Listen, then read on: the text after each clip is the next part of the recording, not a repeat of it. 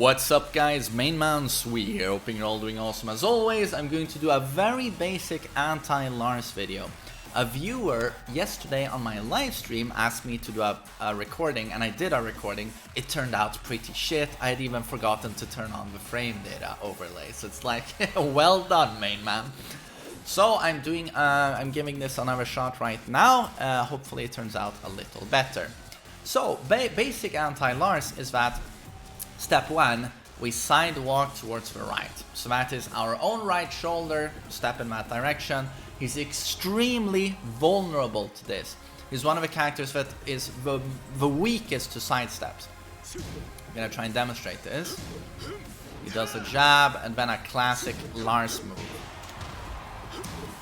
So down for 2-1 there, you see the second hit will track fully to this side. So you have to learn to duck the second hit, which is high. Which is quite easy to do if you really work at it. It's quite slow, that attack. But as you can see, I'll get his back on the orbital.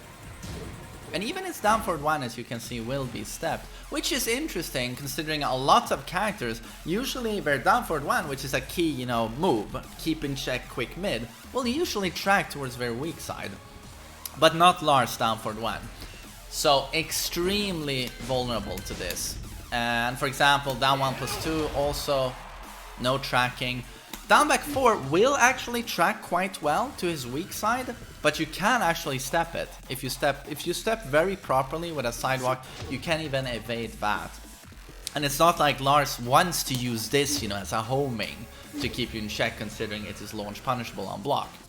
He does have back 1 as a homing move to try and shut you down, which on counter it knocks down a wall splat, +4 on hit, but it doesn't do a lot of damage. It's still okay though, I like it. And back 1+2 is -11. And kind of slow to get going at 21 frames compared to back 1, which is 15 frames. And he does have a Horang style backlash now, from stance. Is this silent entry? I think it is. Or is it dynamic? Whatever. But yeah, it comes out from a stance. It is homing. But again, so I just want to stress, he's extremely vulnerable to sidestep right. So that's something you should be doing. He also has a big weakness in his, like his dad, Heihachi. His lows are very vulnerable. They are very punishable. And he doesn't get very good frames, He has to take big risks to get stuff with his lows. If you don't want to take risks with Lars on the lows, you're basically doing full crouch down for 1+2, which is +1 on hit, does some damage, and it's only -12. So that's decent. But if you really want something like +5, see +5 on hit, we're using a launch punishable low. And Hell Sweep, launch punishable, but does give +3 now. Used to be neutral, but very, very bad tracking. Like no tracking whatsoever. And then you have down back 1 free. Again, this is a low high. It is a natural combo. Can give some pressure, but it is low high. So again, just enormous risk. So you can do down back 1 on its own, but no damage and -1. So yes, you're starting to see a pattern here. Very vulnerable with his lows. And this is where, so it's high risk, high reward with Lars. And a lot of, because this is a counter hit launcher, the down back 4, which is nice, obviously. But what a lot of Lars players do at like beginner and intermediate, and even some players at high level, they throw a lot of these launch punishable lows. And if you can see these patterns and just catch them, yeah, you'll launch punish him. It's gonna hurt a lot.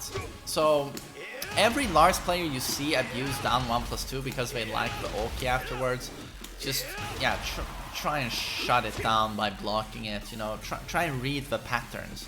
And again, very, very steppable towards the right. It is also worth noting that he has a lot of defensive capabilities, this character. He has a lot of crushing built into many of his moves. A lot of crushing.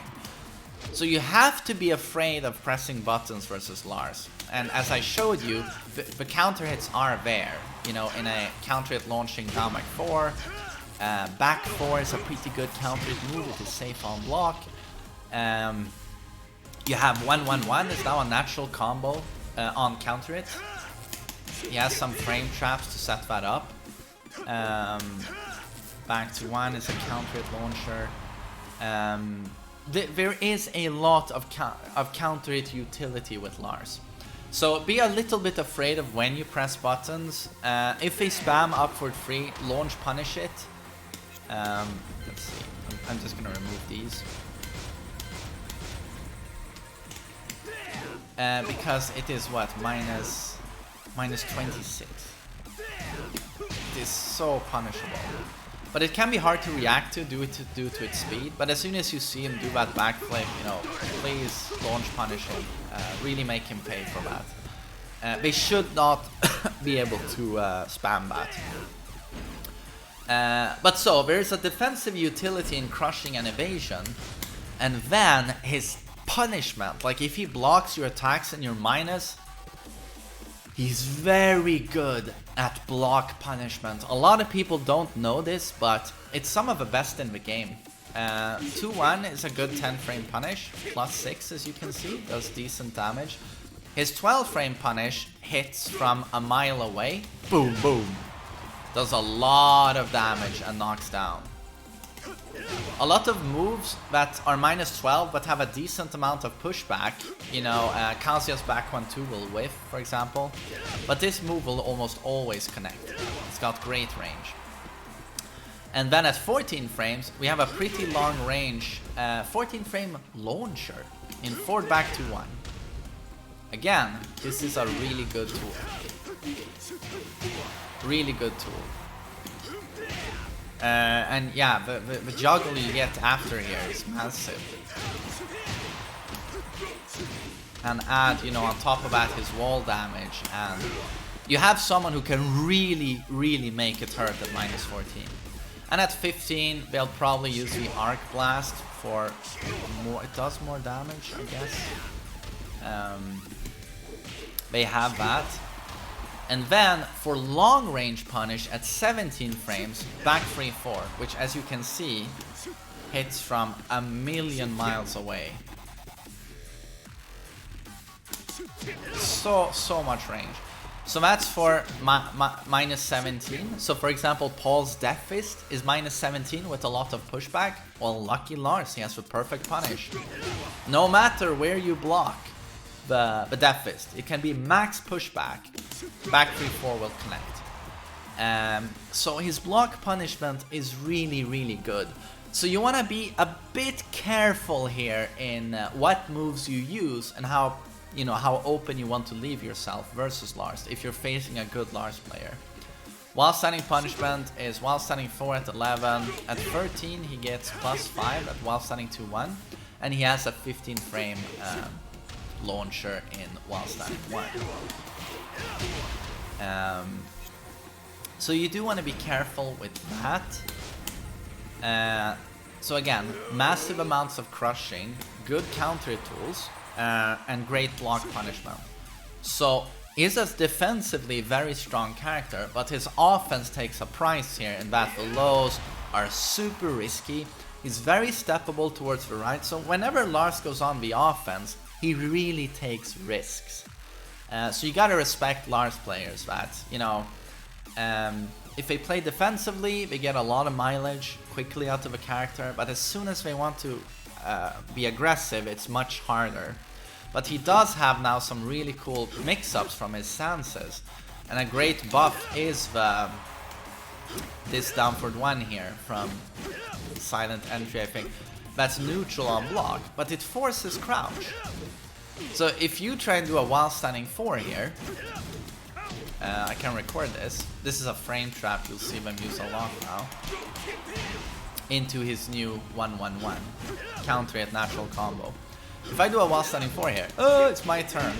Yeah, I get tagged with all of that. So that's a frame trap he has now. Overall, this move is really strong. I think it knocks down on counter hits. Even wall smash. But yeah, you get a knockdown like that. Strong move. He has a mix-up here in this low here. It's from stance. It's pretty slow at 19 frames, but it is +5. -13 on block, so versus Kazuya might be a bad idea. Yeah, poor Lars. Kazuya matchup is not funny for him. It's like the mix-up here, you know. Or Paul is even worse, I would say, because Paul, the mid launcher here he has from the same stance as a mix-up. Nice launcher, great range, but -14. So Paul will press back 3 and he will launch you for this. Kazuya can electric, as you can see, punish if your opponent is TheMainManSWE. But yeah, he just leaves himself open, this guy. But he has a couple of cool strings. He has the stance pressure. If he does knock you down, just like Kazuya does with forward 4 to keep flipping you, he can force you to stand up with this. That's super annoying. Will flip you on the ground like so, force you to get up and take a mix-up from the same stance. Hell sweep, or, you know, this is a countered launcher if you try and do a get-up kick. So again, once Lars knocks you down, a bit like a Mishima, you know, he will pursue you with this stance here. The forward 3 wave dash. Which he'll do into this, as I showed you, to get you up off the ground. And as soon as you stand up, he has these disgusting stance mix-ups ready for you. But that's a good Lars player. Most Lars players, they only do this, and just step them towards the right. Try and see when they're going to use their lows. If you block those lows, oh, he's dead. Yep, kaboom. -20. -20 on a low, but doesn't give anything dramatic. Look at if I step it. No tracking. No tracking. Boom.